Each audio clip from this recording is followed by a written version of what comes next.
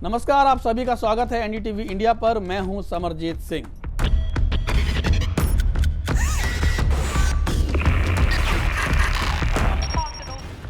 Israel और Hamas के बीच जारी जंग के दौरान यमन का विद्रोही गुट हुती भी एक बार फिर चर्चाओं में है। इस बार वजह कार्गो शिप को हाईजैक करना है जो भारत आ रहा था। हुती विद्रोहियों ने इस हाईजैक का एक वीडियो भी जारी किया है जिसमें विद्रोही हेलीकॉप्टर से शिप पर उतरते और क्रू को बंदूक के जोर पर काबू करते नजर आते हैं। गौरतलब है कि जहाज पर क्रू के कुल 25 सदस्य मौजूद हैं।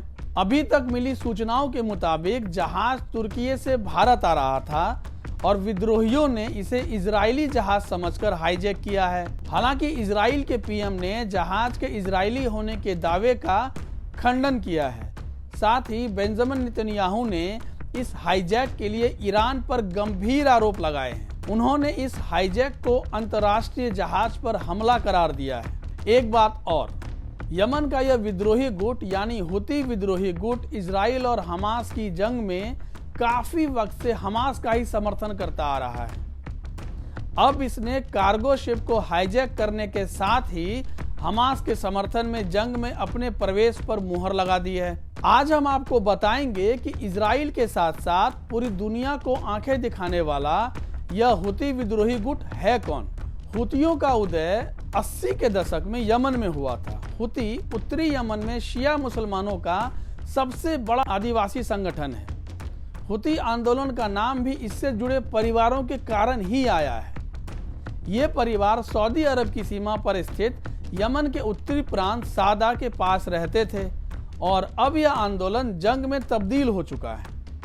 साल 2004 में यमन के पूर्व राष्ट्रपति अली अब्दुल्ला सालेह को चुनौती देने के बाद इनका प्रभाव बढ़ा था और फिर 2014 तक तत्कालीन राजधानी सना और देश के उत्तरी क्षेत्र में भी हुती विद्रोहियों की पकड़ और मजबूत हो गई थी। दरअसल साल 2011 से पहले जब यमन में सुन्नी नेता अब्दुल्ला सालेह की सरकार थी तब शियाओं के दमन की कई घटनाएं सामने आती थी।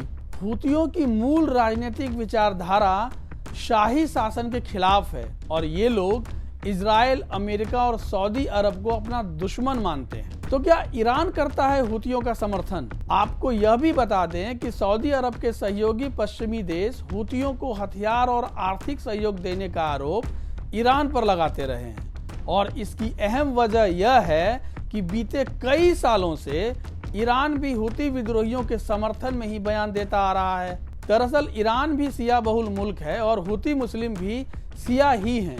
इतना ही नहीं, ईरान का भी सऊदी अरब और यूएई से काफी लंबा विवाद रहा है। इसलिए वह भी अंदर खाने हिजबुल्लाह और हुती जैसे खतरनाक संगठनों को समर्थन देता आ रहा है। सुरक्षा क्षेत्र से जुड़े जानकार मानते हैं कि हुती जिन मिसाइलों और ड्रोनों का इस्तेमाल कर रहे हैं वे ईरानी डिजाइन और तकनीक से ही बने हैं। हुती गुट के साथ जुड़े हैं फौजी भी। हुतियों की सैन्य ताकत सेना के ही कुछ लोगों से बनी है जिसे अंसार अल्लाह के नाम से जाना जाता है। पूर्व यमनी सेना के लगभग 60% फौजी हुतियों से जुड़े हैं। साल 2019 के सितंबर में जारी एक रिपोर्ट में अनुमान लगाया गया था कि हुतियों के पास 1,80,000 से लेकर 2 लाख फौजियों की ताकत वाली फौज है। सेना के ये जवान टैंक चलाने, एंटी टैंक गाइडेड मिसाइल चलाने, लंबी दूरी की बैलिस्टिक मिसाइल चलाने से लेकर तकनीकी वाहन तक को चलाने में सक्षम है।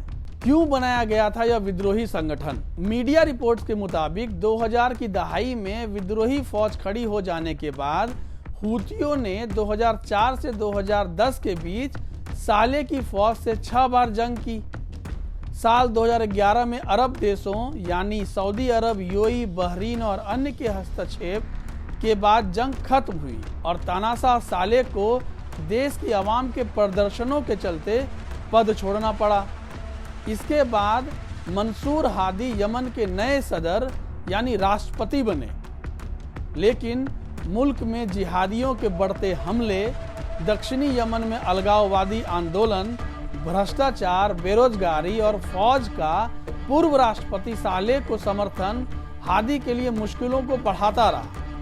आखिरकार जब हूतियों को अपनी समस्याओं का हल होता नहीं दिखा तो उन्होंने हादी को भी सत्ता से बेदखल कर दिया और राजधानी सना को अपने कब्जे में ले लिया।